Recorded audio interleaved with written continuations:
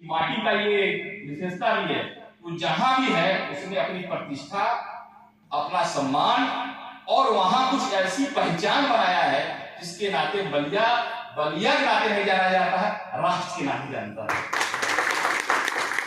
और तो चौधरी सर, मैं तो ये कहता हूँ, जब कुलपतियों से बात होती है मैं तो कहता हूँ कि आप लोग 1100 विश्वविद्यालय तो देश में हैं, उसके कुलपति हैं, मैं तो एक राष्ट्र का कुलपति हूँ।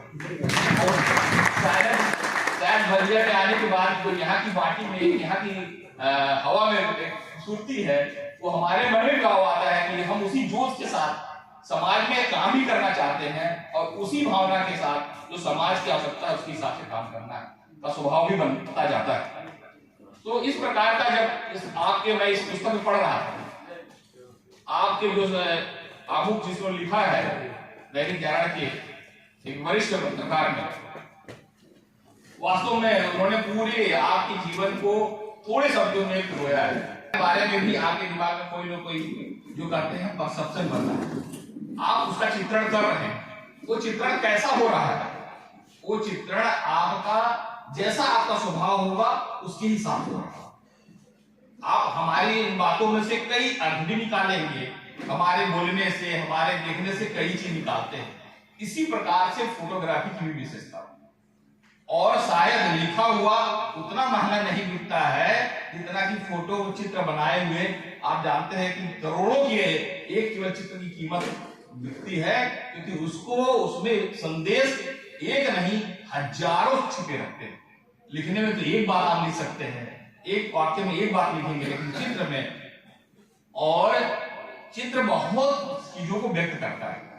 और जब पत्रकारिता की बात होती है तो फोटोग्राफर और रिपोर्टर, जो संवाददाता लिखने वाला, इन दोनों के बीच में, और आपने एक जगह लिखा है जब रेखा की सिंदूर की बात, वो इसमें पुस्तक में लिखा है कि वो जब उमराव जान पिक्चर 1981 में आई थी तो सब पत्रकारों ने अपने मेन फ्रंट पर रेखा जी का चित्र छापा, और वह चित्र आपने भी लिया था।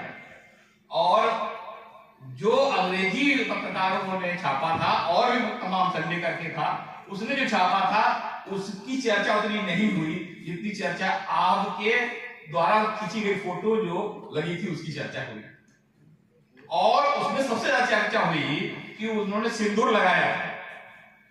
अब देखिए, ध्यान देने की बात है, किस चीज को फोकस करना है। यह जो है फोटोग्राफर्स की अपनी, मैंने कहा है, देखने का जो नजरिया होता है।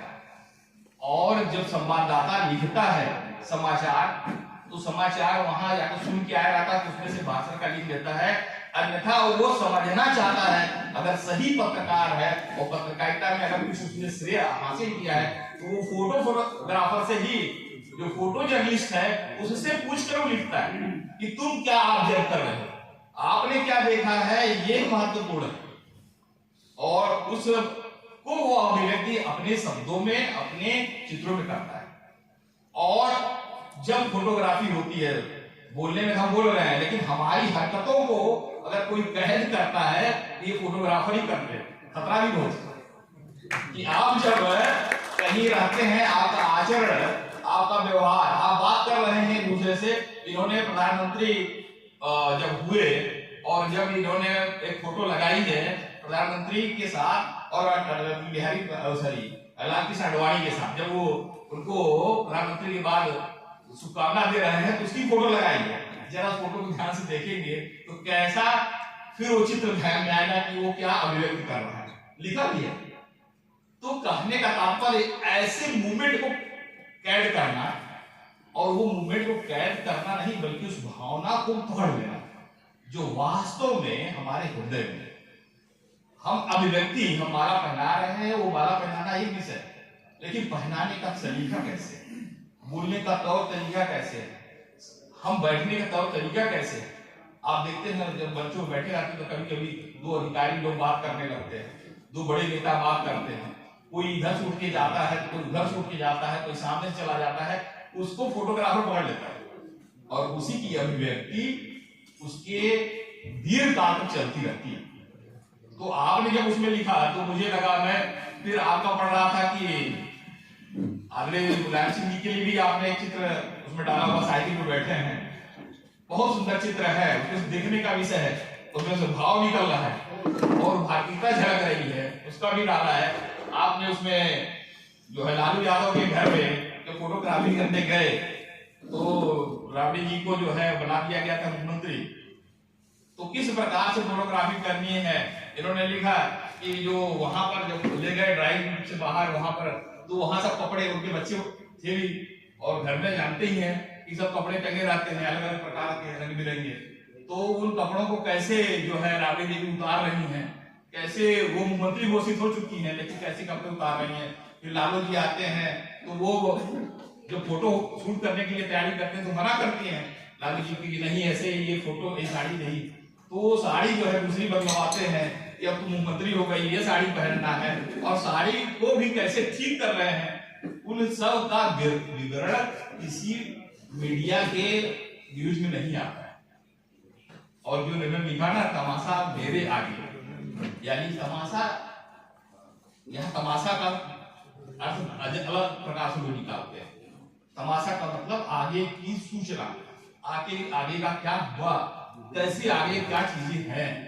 वो जैसे नगाड़ा, तो नगाड़ा बोलते हैं तो नगाड़ा का भी मतलब नहीं है, नगाड़ा का मतलब संदेश देने वाला जो जोशपूर्ण हो। वैसे तमाशा भी क्या होता है, जिसमें उत्साह होता है, जिसमें कोई नई बात होती है, जिसमें कुछ नया दिखता है, उसका तमाशा होता है। इस शब्दों में भी बड़े जान होते हैं लेकिन हम समझने का अर्थ कैसे लेते हैं ये है। तो ऐसा इन्होंने उल्लेख किया है जो फूलन देवी जिसको की आदरणीय मंत्री जी कह रहे थे, क्योंकि आपके साथ आपका जुड़ाव ज्यादा रहा, मेरे से केवल 15-20 मिनट की चर्चा में मैंने जो उसमें से अपने निकाला तथ्य, आप फूलन देवी से पत्रकार मिलने गई, उसने कह दिया कि हम आपसे नहीं बात करें, हम खाली जगदीश यादव जी को जानते हैं।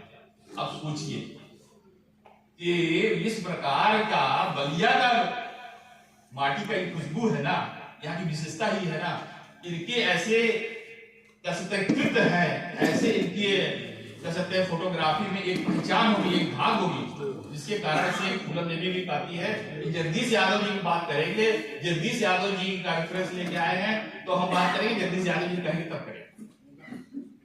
ये इनमें आपने इसका भी जिक्र किया है। ऐसे बहुत सारे इसमें जो है कथन, और जो सर्वाधिक एक फूलन देवी के बारे में लिखा है और हु इज द बॉय, ये इन्होंने लिखा है, वो भी मैं पढ़ा था, जिसमें इन्होंने सीधे सीधे पकड़ा था, कैसे वो पकड़ना भी बोलते हैं, पकड़ना सब थोड़ा खराब भी लगता है, जैसे कैसे कैच करना, इसको हम कह सकते हैं इंग्लिश में, कैसे उसने फोटो खींचा था।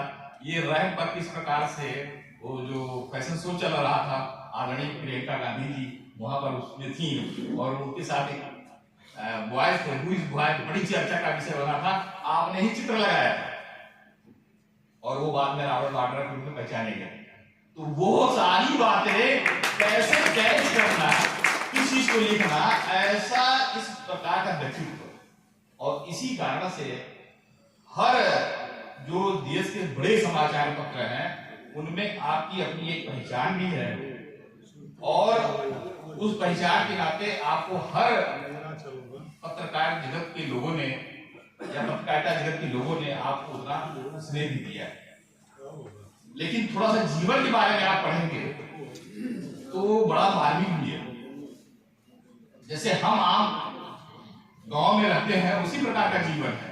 कक्षा 11वीं से 12वीं में जाते हैं, चले जाते हैं दिल्ली, 2 बार जाके लौट आना, फिर पढ़ना यहीं पर, यहीं के महाविद्यालय में पढ़ना, और यहाँ पर पढ़कर फिर दिल्ली में जाना।